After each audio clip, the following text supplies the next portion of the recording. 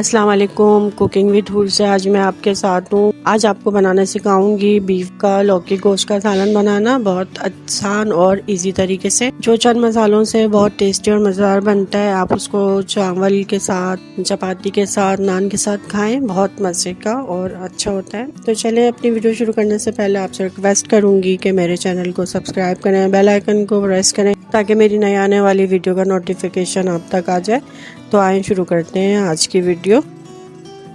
हमने एक pressure cooker लिया, उसमें आधा कप हम ऑयल डालेंगे और जब ये गर्म हो जाएगा तो 5 से 6 लौंग, 2 दालचीनी के पीस और 3 से 4 अदद जो है काली मिर्च डाल के उसे कड़कड़ाएंगे। फिर 3 अदद मीडियम साइज़ के प्याज को स्लाइस किया था वो इसमें ऐड करेंगे और उसको अच्छे से फ्राई करेंगे। बहुत ज़्यादा ब्राउन नहीं करना है, बस थोड़ा सा सौते करना है। और फिर हम इसमें लहसुन तक ऐड करेंगे, उसको भी थोड़ा सा भूनेंगे। फिर हमने इसमें 2 मीडियम साइज़ के टमाटर लिए हैं, उसे मैंने छिलका उतार के बारीक चॉप कर लिया था, वो इसमें ऐड करके भूनेंगे।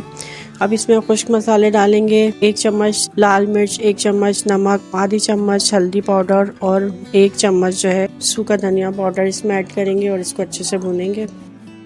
अब इसमें जो है हम आधा किलो मैंने ये देखें बीफ लिया है, बोनलेस है ये, और इसको ऐड करेंगे और इसको अच्छे से भून लेंगे मसाले के साथ। और इसमें तकरीबन आधा गिलास पानी डालेंगे, इसलिए गोश्त भी अपना पानी छोड़ेगा, टमाटर भी। तो फिर अब हम इसे कवर करके गोश्त गलने तक बनाएंगे। अब कवर हटा के देखेंगे तो ये देखें माशाल्लाह हमारा गोश्त अच्छे से सॉफ्ट हो गया है, ऑयल भी सेपरेट हो गया है। अब हम इसके अंदर जो है 2 से 3 मैंने हरी मिर्चें डाली थी, आधा चम्मच गरम मसाला। अब ये एक दरमियाने साइज़ की लौकी थी, वो मैंने इसमें काट के ऐड किए।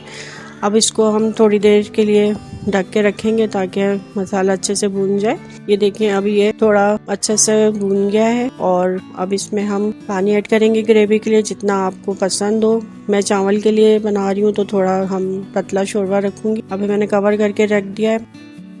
कवर हटा के देखेंगे तो ये देखिए हमारा माशाल्लाह इतना अच्छे से तैयार हो गया। लौकी भी अच्छे से गल गई है। थोड़ा सा धनिया इस पे डालेंगे, हरा धनिया। और अब ये देखें माशाल्लाह बहुत अच्छे से तैयार हो गया। इसका शोरबा भी कितना अच्छा क्रीमी बना है और बहुत टेस्टी और मज़ेदार होता है। अपनी वीडियो ख़त्म करने से पहले आपसे रिक्वेस्ट करूंगी कि मेरे चैनल को सब्सक्राइब करें, बेल आइकन को प्रेस करें ताकि आने वाली वीडियो का नोटिफिकेशन आ जाए। अल्लाह हाफिज़।